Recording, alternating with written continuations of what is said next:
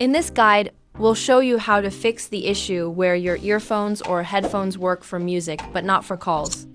If this tutorial helps, consider liking and subscribing to the channel. It can be quite frustrating when your headphones are connected but you can't hear calls through them. Let's walk through some potential solutions to get it working again. First, open the Settings app on your device. Next, scroll down and tap on Apps. You can either scroll down or use the search bar at the top to find this option. Now, look for the phone app in the list. It should be under the section, so keep scrolling until you see it and tap on it. Then, tap on Storage and choose Clear Cache. You can also clear the data, but be sure you're okay with doing that, as it might reset some app settings. After clearing the cache and data, go back to the main apps page.